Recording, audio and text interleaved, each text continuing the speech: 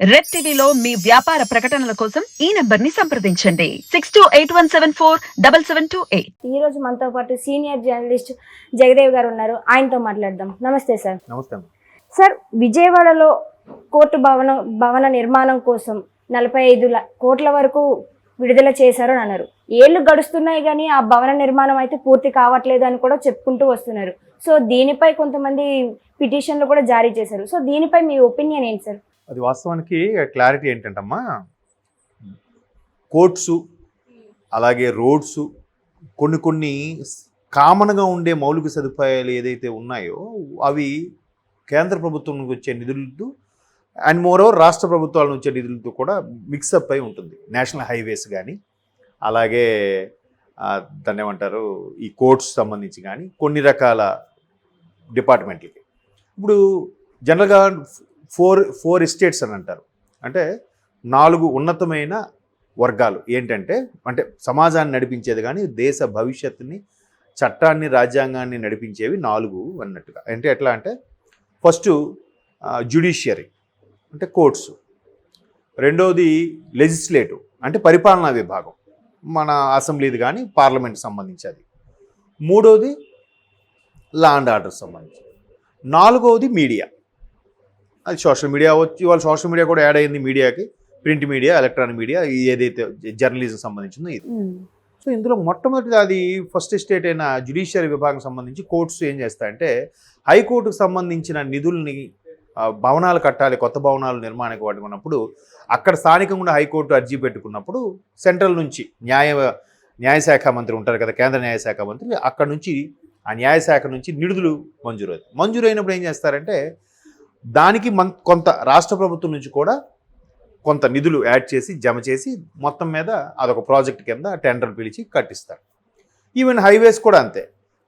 దానికి కూడా ఎలా అంటే ఇక్కడ నుంచి ఇక్కడ వరకు ఒకరు అక్కడ నుంచి ఒకరికి టెండర్ ఇచ్చేసేటప్పుడు ఈ రోడ్లకి సుమారుగా ఒక 100 రూపాయలు అయ్యింది అనుకుందాం. 100 రూపాయలు 60 రూపాయలు 65 రూపాయల నుంచి 70 రూపాయల మధ్యలో వరకు సెంట్రల్ గవర్నమెంట్ రిలీజ్ చేస్తుంది. మిగతా 30 రూపాయలు స్టేట్ గవర్నమెంట్ యాడ్ చేయాలి.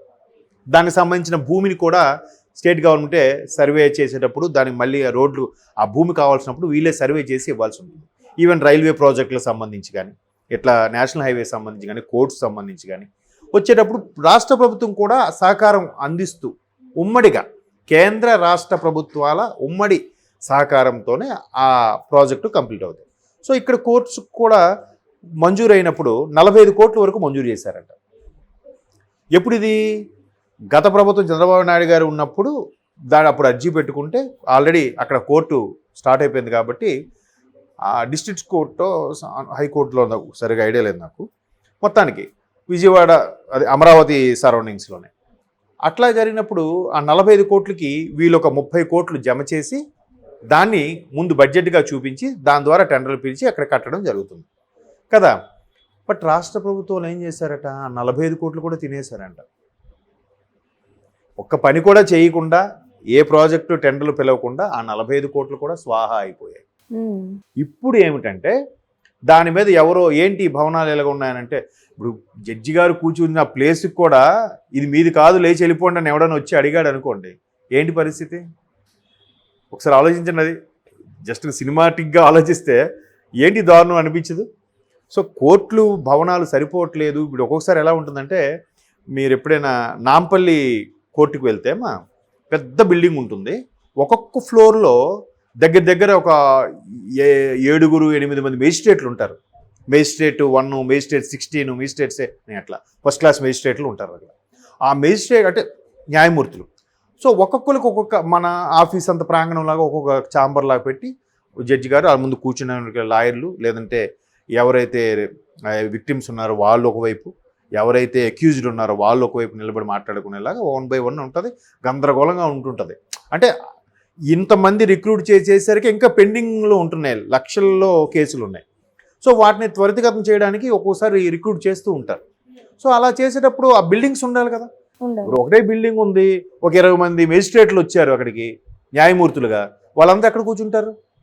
ఒక్కొక్కరు ఒక్కొక్క దగ్గర ఇక్కడ ఒక కేసు, అక్కడ ఒక కేసు, అక్కడ ఒక కేసు, అలాగా ఎప్పటికప్పుడు త్వరితగతిన అయితే కదా.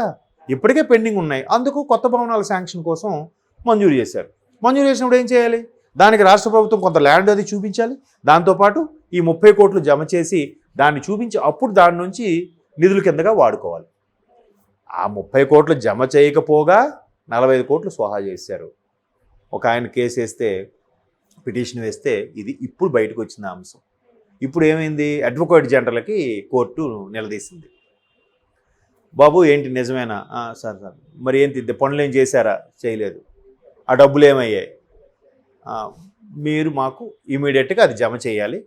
మీరు జమ చేస్తామనుకున్న, రాష్ట్ర ప్రభుత్వం జమ చేస్తామనుకున్న 30 కోట్లు కూడా మరొక వారము 15 రోజులు గడువు ఇచ్చి కూడా జమ చేయమని కోర్టు తీర్పిచ్చింది.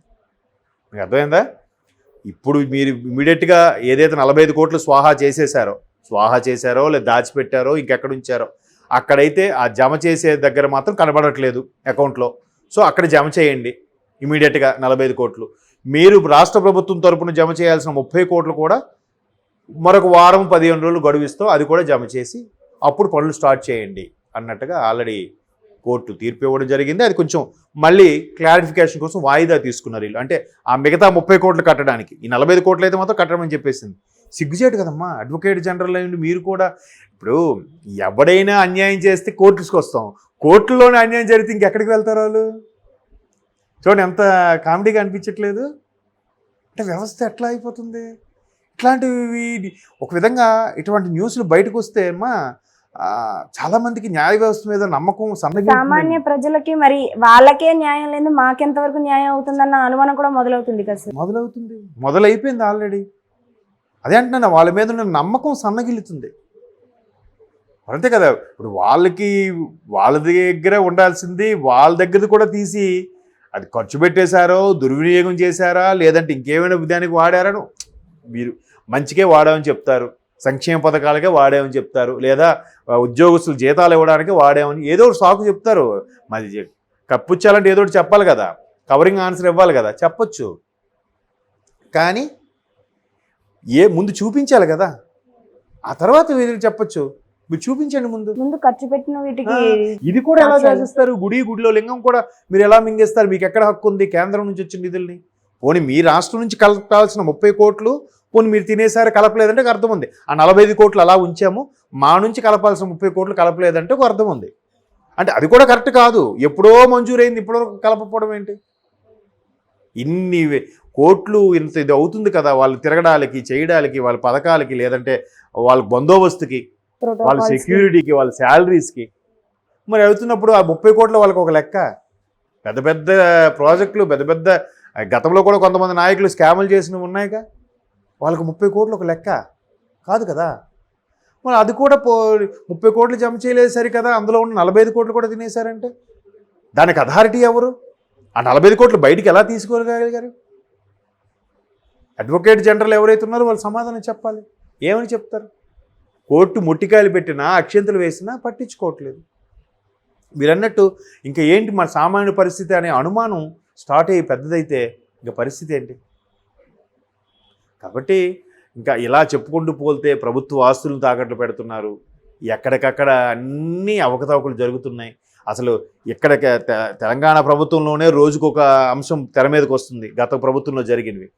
మరి ఇంకా రేపు పొద్దున ఆంధ్రాలో టీడీపీ జనసేన ప్రభుత్వం వస్తే ఇంకెన్ని విషయాలు బయటకు వస్తాయో లెట్స్ వెయిట్ అండ్ సీ.